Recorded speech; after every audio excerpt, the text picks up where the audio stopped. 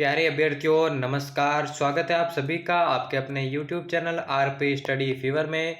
तो दोस्तों राजस्थान जीके की एक बार फिर से नई क्लास में आप सभी का स्वागत है, जहां पर हम बीएसटीसी 2022 के लिए राजस्थान जीके के अति महत्वपूर्ण प्रश्नों पर डेली चर्चा करते हैं। तो जितने भी छात्र छात्राएं बीएसटीसी 2022 की तैयारी कर रहे हैं, क्लास को एंड तक वॉच करना है। बिना किसी देर के इस क्लास को शुरू करते हैं। पहला क्वेश्चन आप देख सकते हैं आपके स्क्रीन के सामने है। राजस्थान प्रांत के लिए सर्वप्रथम राजपूताना नाम किस विद्वान ने किस वर्ष में प्रयोग किया? सभी को साथ साथ में आंसर बताते जाना है। जॉर्ज थॉमस 1800 ईस्वी, कर्नल टोड 1806 ईस्वी, फायान 633 ईस्वी, मैक्स मुलर 1815 ईस्वी में। देखिए दोस्तों, आपको यह भी बताना है कि किसने राजपूताना नाम दिया था और यह भी बताना है कि कब दिया था। दोनों प्रश्न आपके सॉल्व हो जाएंगे। तो देखिए दोस्तों, राजस्थान प्रांत के लिए जो सर्वप्रथम राजपूताना नाम दिया था वो दिया था जॉर्ज थॉमस ने 1800 ईस्वी में। ठीक है ना। पहला ऑप्शन जिस किसी ने सही किया उन सभी का करेक्ट हो जाएगा। चलिए बढ़ते हैं अगले प्रश्न की ओर। अगला है, मरुस्थलीकरण से सर्वाधिक प्रभावित क्षेत्र कौन सा है? मरुस्थलीकरण से सर्वाधिक जो प्रभावित क्षेत्र है वो कौन सा है? उत्तरी राजस्थान, दक्षिणी राजस्थान, पश्चिमी राजस्थान या फिर पूर्वी राजस्थान? जल्दी से करेक्ट आंसर बताइए क्या हो जाएगा। जल्दी से करेक्ट आंसर बता दीजिए क्या हो जाएगा। मरुस्थलीकरण से सर्वाधिक प्रभावित क्षेत्र करेक्ट आंसर की बात करें, देखिए दोस्तों, पश्चिमी राजस्थान जो है, जहां पर जैसलमेर, जोधपुर, बीकानेर इत्यादि ये जिला आते हैं, वो मरुस्थलीकरण से सर्वाधिक प्रभावित क्षेत्र हैं। चलिए बढ़ते हैं अगले प्रश्न की ओर। अगला है, अरावली पर्वतमाला की किसके साथ तुलना की जाती है? अरावली पर्वतमाला की किसके साथ तुलना की जाती है? अल्पेशियन पर्वतमाला, सुलेमान पर्वत, आल्पस पर्वत या फिर रॉकी पर्वत? सबसे प्राचीन जो पर्वत श्रृंखला है अरावली पर्वतमाला, उसकी तुलना जो है किस पर्वतमाला के साथ की जाती है आपको बताना है। जल्दी से करेक्ट आंसर बताइए। देखिए इसकी करेक्ट आंसर की बात करें, अल्पेशियन पर्वतमाला के साथ अरावली पर्वतमाला की तुलना की जाती है। अगला प्रश्न देखिए दोस्तों, चौथा प्रश्न आपकी स्क्रीन के सामने है। राजस्थान में सर्वाधिक वज्र तूफान किन जिलों में आते हैं? सर्वाधिक जो वज्र तूफान होते हैं कौन से जिलों में आते हैं? झालावाड़ व जयपुर, सीकर व झुंझुनू, करौली और दौसा तथा भरतपुर और धौलपुर? कौन सा करेक्ट आंसर हो जाएगा जल्दी से बताइए। राजस्थान में सर्वाधिक वज्र तूफान किन जिलों में आते हैं आपको बताना है। इसके करेक्ट आंसर की बात करें दोस्तों, झालावाड़ और जयपुर इसका बिल्कुल करेक्ट आंसर हो जाएगा। चलिए बढ़ते हैं अगले प्रश्न की ओर। अगला है, doctor Salim Ali interpretation centre कहां पर स्थित है आपको बताना है। मुकुंदरा हिल्स वन्य जीव अभ्यारण्य, केवलादेव राष्ट्रीय उद्यान, रणथंभौर राष्ट्रीय उद्यान या फिर सरिस्का वन्य जीव अभ्यारण्य? क्या हो जाएगा इसका बिल्कुल करेक्ट आंसर जल्दी से बताइए। Doctor Salim Ali interpretation centre. देखिए इसके करेक्ट आंसर की बात करें, केवलादेव राष्ट्रीय उद्यान इसका बिल्कुल करेक्ट आंसर हो जाएगा। चलिए बढ़ते हैं अगले प्रश्न की ओर। थार के मरुस्थल में मिलने वाली उपयोगी घास कौन सी है? थार के मरुस्थल में मिलने वाली उपयोगी घास सेवण, महुआ, बांस या फिर दूब? कौन सा करेक्ट आंसर हो जाएगा जल्दी से बताइए। थार के मरुस्थल में मिलने वाली उपयोगी घास कौन सी है? जल्दी से आंसर बताइए क्या हो जाएगा। इसके करेक्ट आंसर की बात करें, पहला ही ऑप्शन इसका बिल्कुल करेक्ट आंसर हो जाएगा, सेवन घास। चलिए बढ़ते हैं अगले प्रश्न की ओर। अगला है, 1705 ईस्वी में गुरु गोविंद सिंह ने किस झील के पास गुरु ग्रंथ साहब का पाठ करवाया? पुष्कर झील, आना सागर झील, सांपर झील या फिर जयसमंद झील? क्या हो जाएगा करेक्ट आंसर। 1705 ईस्वी में गुरु गोविंद सिंह ने कौन सी झील के पास गुरु ग्रंथ साहब का पाठ करवाया? आप सभी को आंसर देना है और काफी सारे अभ्यर्थियों ने आंसर दिया है, पहले ऑप्शन को करेक्ट किया है, यही इसका सही आंसर हो जाएगा। अगला देखिए, कौन सी नदी वर्षा ऋतु में विनाश लीला के लिए प्रसिद्ध है? कौन सी नदी जो है वर्षा ऋतु में विनाश के लिए प्रसिद्ध है? रूपनगर, बाणगंगा, साबी या फिर कोई नहीं? क्या हो जाएगा करेक्ट आंसर जल्दी से बताइए। कौन सी नदी जो है वर्षा ऋतु में जो है विनाश लीला के लिए प्रसिद्ध है? तो इसका करेक्ट आंसर बताइए, साबी नदी बिल्कुल करेक्ट आंसर हो जाएगा। अगला है, सांझी त्योहार किससे संबंधित है? सांझी त्योहार किससे संबंधित है आपको बताना है। नव विवाहितों से, कुंवारी कन्याओं से, किशोर बालकों से या फिर कोई नहीं? क्या हो जाएगा इसका करेक्ट आंसर जल्दी से बताइए। सांझी जो त्योहार है किससे संबंधित है आपको बताना है। तो देखिए दोस्तों, जितनी भी कुंवारी कन्याएं होती है उनसे जो है सांझी त्योहार संबंधित है। दूसरा ऑप्शन बिल्कुल करेक्ट हो जाएगा। अगला प्रश्न देखिए, कूद नृत्य किस जनजाति का है? कूद नृत्य किस जनजाति का? दोस्तों एक एक प्रश्न एग्जाम में आने लायक है, इसलिए प्रत्येक प्रश्न अभी से याद कर लीजिए आप। भील, मीणा, ग्रासिया या फिर कथोड़ी? कौन सा करेक्ट आंसर होगा जल्दी से बताइए। भील। कूद नृत्य, कूद नृत्य कौन सी जनजाति के आप सभी को बताना है। करेक्ट आंसर की बात करें दोस्तों, ग्रासिया। ग्रासिया इसका बिल्कुल करेक्ट आंसर होगा। चलिए बढ़ते अगले प्रश्न की ओर। अगला पूछा गया है, आंजणी किसे कहते हैं? आंजणी किसे कहते हैं आपको बताना है। ऑप्शंस की बात करें, पशुओं के शरीर पर दागा गया चिन्ह, आंख की पलकों पर होने वाली फुंसी, एक राजस्थानी लोकगीत या फिर उपरोक्त में से कोई नहीं? आंजणी किसे कहते हैं आपको बताना है, क्या हो जाएगा करेक्ट आंसर।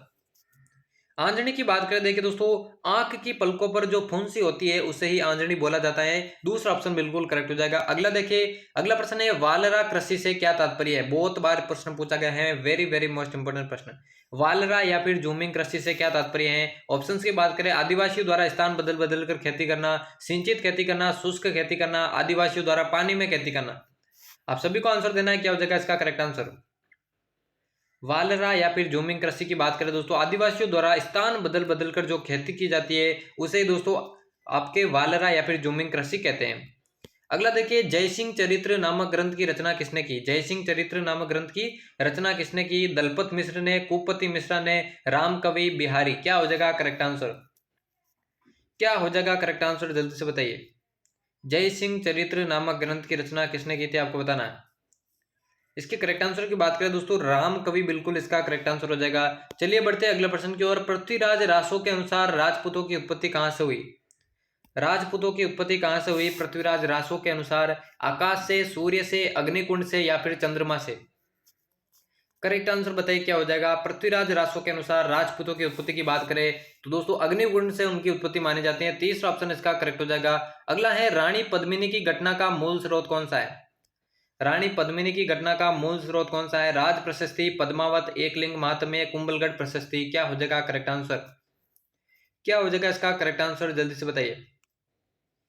रानी पद्मिनी की घटना की बात करें दोस्तों, 1303 में जो है अलाउद्दीन खिलजी ने आक्रमण किया था चित्तौड़ के ऊपर। उस समय जो शासक था वो था रतन सिंह, ठीक है ना। रतन सिंह की रानी थी रानी पद्मिनी। तो उस घटना का जो मूल स्रोत है वो है दोस्तों पद्मावत, जो कि मलिक मोहम्मद जायसी के द्वारा निर्मित है। दूसरा ऑप्शन इसका करेक्ट हो जाएगा। चलिए बढ़ते हैं अगले प्रश्न की ओर। अगला है दोस्तों पॉलिटी से रिलेटेड। राज्य मंत्रिपरिषद सामूहिक रूप से किसके प्रति उत्तरदायी होती है। राज्यपाल के प्रति, लोकसभा के प्रति, मुख्यमंत्री के प्रति या फिर विधानसभा के प्रति। क्या हो जाएगा इसका करेक्ट आंसर, जल्दी से बताइए। देखिए दोस्तों, इसकी जगह अगर आपसे केंद्रीय मंत्रिपरिषद की बात करता तो वो होती है दोस्तों मुख्य आपके लोकसभा के प्रति। केंद्रीय मंत्रिपरिषद की अगर बात होती तो वो लोकसभा के प्रति होती, लेकिन यहाँ पर राज्य मंत्रिपरिषद के बारे में पूछा गया तो वो सामूहिक रूप से दोस्तों विधानसभा के प्रति उत्तरदायी होती है। चौथा ऑप्शन करेक्ट हो जाएगा। अगला है, पग बावड़ी बाड़मेर में कहां पर स्थित है। पग बावड़ी बाड़मेर में कहां स्थित है। सिवाना, पोखरण, मोकलसर या फिर बालोतरा। क्या हो जाएगा करेक्ट आंसर, जल्दी से बताइए। जल्दी से करेक्ट आंसर बताइए। पग बावड़ी जो है बाड़मेर में कौन से स्थान पर स्थित है, आपको बताना है। इसके करेक्ट आंसर की बात करें, मोकलसर बिल्कुल इसका करेक्ट आंसर हो जाएगा। अगला है दोस्तों, बाला किला किसे कहा जाता है। बाला किला किसे कहा जाता है, आपको बताना है। जल्दी से करेक्ट आंसर बताइए। ऑप्शंस की बात करें, जो दुर्ग दुश्मनों द्वारा नहीं जीता गया हो, जो चारों ओर से पानी से गिरा हो, जिस पर दो राजाओं का अधिकार हो। चौथा ऑप्शन है, जिस पर दुश्मनों द्वारा अधिकार कर लिया गया हो। बाला किला किसे कहते हैं, आपको बताना है। तो दोस्तों ऐसा दुर्ग जो दुश्मनों द्वारा जीता गया नहीं हो तो उसे ही दोस्तों बाला किला कहते हैं। पहला ऑप्शन इसका करेक्ट हो जाएगा। चलिए बढ़ते हैं अगले प्रश्न की ओर। अगला है, चूरू का दुर्ग किसने बनवाया था। चूरू का जो किला है या चूरू का दुर्ग है किसने बनवाया था। ठाकुर शिव सिंह ने, ठाकुर अनूप सिंह ने, ठाकुर कुशाल सिंह ने या फिर ठाकुर रामपाल सिंह ने। करेक्ट आंसर बताइए, क्या हो जाएगा इसका करेक्ट आंसर। देखिए, चैनल को अभी तक सब्सक्राइब नहीं किया तो वो भी कर लेना, क्योंकि इसी तरह की महत्वपूर्ण क्लासेज आपको डेली देखने को मिलेगी।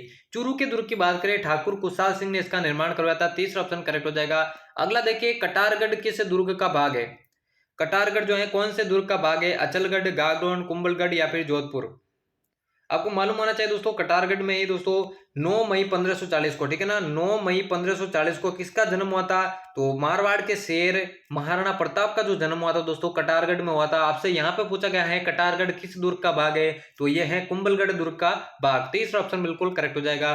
चलिए बढ़ते हैं अगला प्रश्न की ओर। अगला है, मधुमक्खियों की देवी कहलाती है।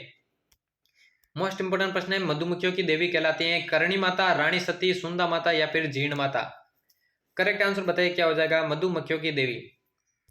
काफी सारे अभ्यर्थियों ने राइट आंसर दिया है, जीण माता इसका बिल्कुल करेक्ट आंसर हो जाएगा। चलिए बढ़ते हैं अगले प्रश्न की ओर। अगला है, राजस्थान के किस शहर में सीमेंट का सर्वाधिक उत्पादन होता है। कौन से शहर में जो है सीमेंट का सर्वाधिक उत्पादन होता है। चित्तौड़गढ़, भरतपुर, जयपुर या फिर दौसा। करेक्ट आंसर बताइए, क्या हो जाएगा। कौन से शहर में सीमेंट का सर्वाधिक उत्पादन होता है, जल्दी से बताइए। तो देखिए दोस्तों, चित्तौड़गढ़ बिल्कुल इसका करेक्ट आंसर हो जाएगा। चलिए बढ़ते हैं अगले प्रश्न की ओर। अगला है, विश्व प्रसिद्ध पुष्कर मेला कब लगता है। चैत्र पूर्णिमा, कार्तिक पूर्णिमा, वैशाख पूर्णिमा या फिर अश्विन पूर्णिमा। क्या हो जाएगा करेक्ट आंसर, जल्दी से बताइए। विश्व प्रसिद्ध जो पुष्कर मेला है जो कि अजमेर शहर में, ठीक है ना, अजमेर जिले में आपके बढ़ता है। और कब लगता है ये आपको बताना है। तो कार्तिक मास की पूर्णिमा के दिन दोस्तों विश्व प्रसिद्ध पुष्कर मेला लगता है। दूसरा ऑप्शन करेक्ट हो जाएगा। अगला प्रश्न देखिए, वागड़ के नाम से प्रसिद्ध स्थान कौन से। वागड़ के नाम से प्रसिद्ध है शेखावटी क्षेत्र, डूंगरपुर, बांसवाड़ा, कोटा, झालावाड़ या फिर अलवर, भरतपुर। क्या हो जाएगा करेक्ट आंसर। दोस्तों क्लास के एंड में जरूर बताना है कितने प्रश्न आपके सही होते हैं। वागड़ के नाम से प्रसिद्ध स्थान बहुत बार पूछा गया प्रश्न है, डूंगरपुर, बांसवाड़ा इसका बिल्कुल करेक्ट आंसर हो जाएगा। और आज की क्लास का ये होने वाला दोस्तों अंतिम प्रश्न, महत्वपूर्ण प्रश्न है। पूछा गया है हरे कबूतरों के लिए कौन सा अभ्यारण्य प्रसिद्ध है। मुकुंदरा हिल्स राष्ट्रीय मरु उद्यान, सरिस्का अभ्यारण्य या फिर सीता माता अभ्यारण्य। क्या हो जाएगा करेक्ट आंसर, जल्दी से बताइए। हरे कबूतरों के लिए कौन सा अभ्यारण्य प्रसिद्ध है। तो देखिए दोस्तों, हरे कबूतर के लिए जो अभ्यारण्य प्रसिद्ध है वो हो जाएगा आपका सरिस्का अभ्यारण्य, ठीक है ना। सरिस्का अभ्यारण्य बिल्कुल इसका करेक्ट आंसर हो जाएगा। वही बात करें दोस्तों मुकुंदरा हिल्स की, मुकुंदरा हिल्स आपके प्रसिद्ध है दोस्तों गागरोनी तोते के लिए, ठीक है ना। गागरोनी तोते के लिए अगर आपसे पूछे तो मुकुंदरा हिल्स प्रसिद्ध है, ठीक है ना। और दोस्तों राष्ट्रीय मरु उद्यान की बात करें, ये दोस्तों गोडावण के लिए प्रसिद्ध है, आपके गोडावण के लिए प्रसिद्ध है। और सीता माता की अगर आपसे पूछे तो उड़न गिलेरी के लिए प्रसिद्ध है। तो चारों का आपको याद रखना है। यहाँ पे हरे कबूतरों के लिए पूछा गया तो सरिस्का अभ्यारण्य जो कि अलवर में है, यही इसका करेक्ट आंसर हो जाएगा। तो यहाँ पर दोस्तों राजस्थान जीके के कुछ अति महत्वपूर्ण प्रश्नों की सीरीज समाप्त होती है। उम्मीद करता हूँ आज की क्लास आपको पसंद आई होगी। ऐसी ही क्लास है चैनल पर आगे भी पाने के लिए चैनल को सब्सक्राइब करके बेल आइकन को प्रेस कर देना। तो मिलते हैं किसी और नई क्लास में, तब तक लेते हैं अलविदा, धन्यवाद।